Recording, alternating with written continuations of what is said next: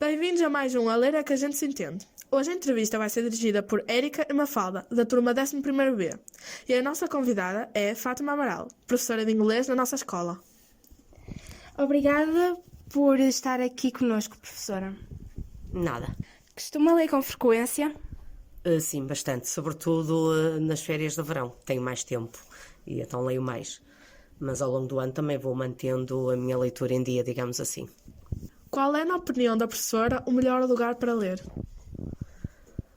Bem, depende do momento do dia, depende do estado de espírito, depende de como está a temperatura do ar, não é? Portanto, se estiver assim um dia quentinho como está hoje, gosto de ler à varanda, por exemplo.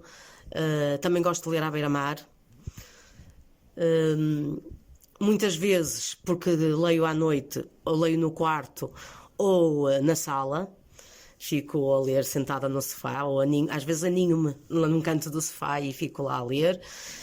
Pronto, depende um bocado, de facto, do sítio onde eu estou e da parte do dia em que estou a ler. O que é que gosta de ler? Gosto de ler muita coisa. Gosto de ler romances, gosto de ler algumas peças de teatro, gosto de ler alguma poesia, não toda, mas alguma, gosto. Gosto também de ler contos tradicionais, continuo a gostar de ler contos infantis, aqueles contos de fadas, do Hans Christian Andersen, por exemplo, ou dos Irmãos Grimm. Continuo a gostar de ler esse género de literatura mais infantil. Já não leio há muitos anos, claro, porque entretanto os meus filhos também cresceram, mas costumava, quando eles eram pequenos, costumava, para além dos contos chamados contos de fadas, costumava também ler-lhes os 5, aqueles livros da Annie de Blyton, os 5, os 7, o Colégio das Quatro Torres. Portanto, já não leio há muito tempo porque eles efetivamente cresceram, mas não era coisa que me chocasse ou que me causasse impressão se um dia destes resolvesse voltar a ler. Sempre gostei também desse tipo de histórias e, portanto, também leria com bastante agrado esse género de livros. Sim. Qual foi a leitura que mais a marcou? Ora, bem, não sei muito bem o que responder aqui. Há vários livros que li que gostei imenso e que me marcaram, há outros que nem por isso, seja da literatura, da chamada literatura clássica, de grandes autores, sejam portugueses ou estrangeiros, seja mesmo de chamada literatura mais leve, mais ligeira, mas não tem assim um título que destaque. Gosto muito dessa de Queiroz, em termos de portugueses clássicos, gosto muito. E qualquer um deles. Também gosto muito de Gil Diniz, por exemplo. Vou marcar Gil Diniz, porque foi o primeiro grande livro que li, foi de Gil Diniz. Foi A Morgadinha dos Canaviais, tinha 13 anos. Portanto, foi meu pai, digamos assim, que me começou a fomentar este gosto pela leitura. Ele tinha vários livros e uma vez entregou-me esse para ler. E, portanto, eu lembro-me, tinha 13 anos na altura, e o livro A Morgadinha dos Canaviais ainda é bem grossinho. E, portanto, eu li num instante. Também gostei muito de ler Os Maias, li em 2 dias o livro todo. E também tem muitas páginas, como vocês sabem. Acho eu que sabem. Pronto.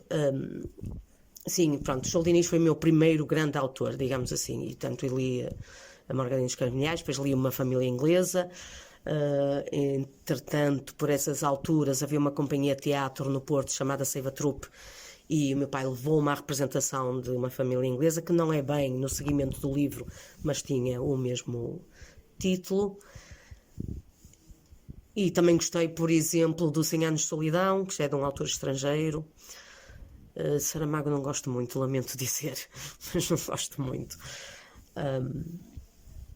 Gosta de acompanhar a leitura com os aperitivos ou prefere estar sozinha com o livro?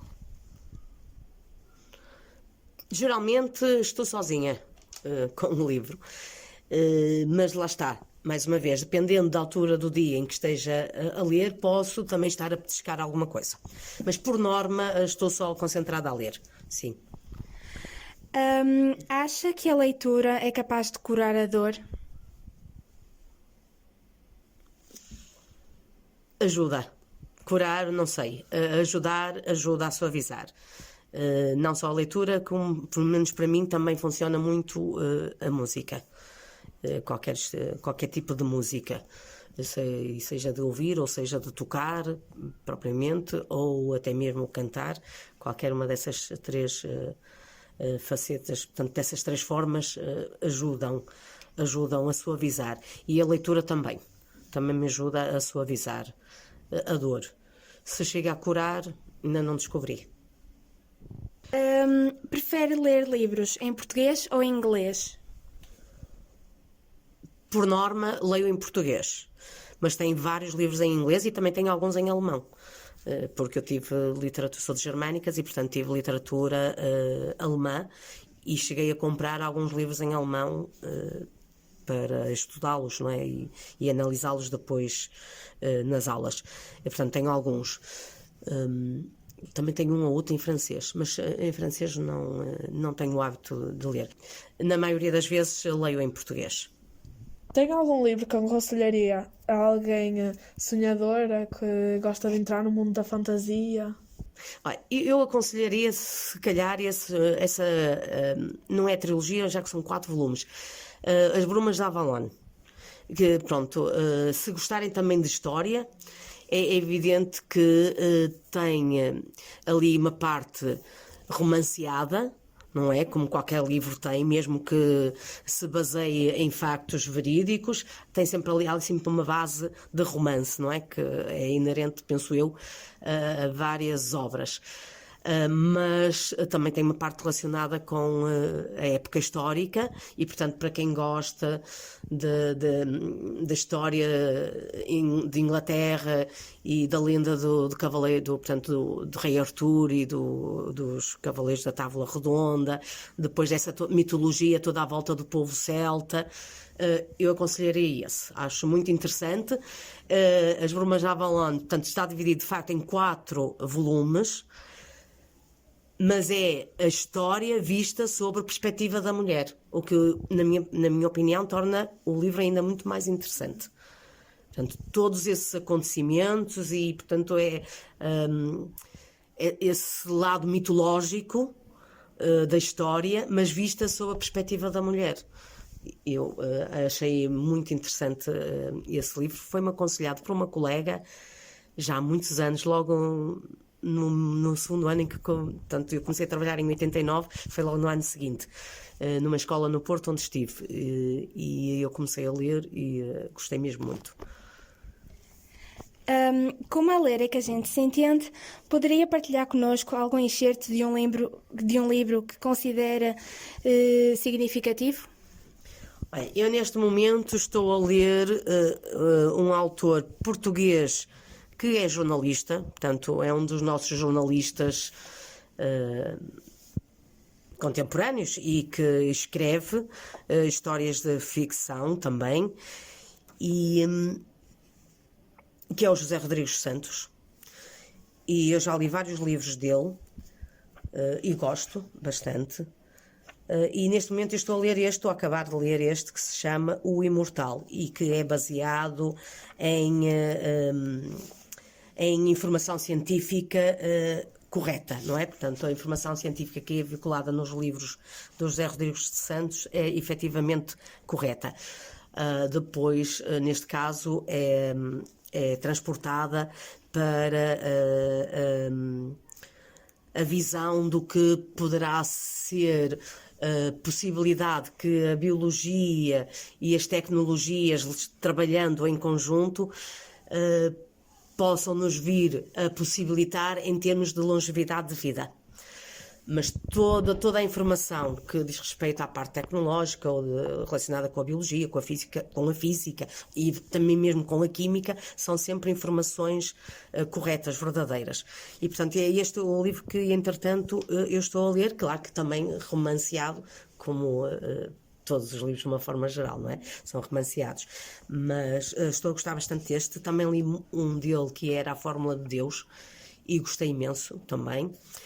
E gosto dos livros dele nesta perspectiva, porque alguns dos livros dele são também de contexto histórico, por exemplo, como A Filha do Capitão, que é baseada na Primeira Guerra Mundial, ou A Ilha das Trevas, que é sobre a questão do Timor e da Indonésia, mas estas relacionadas com o Sétimo Selo já é sobre as alterações climáticas, portanto que é um assunto que continua a estar na ordem do dia, mas já é um livro que tem algum tempo, alguns anos.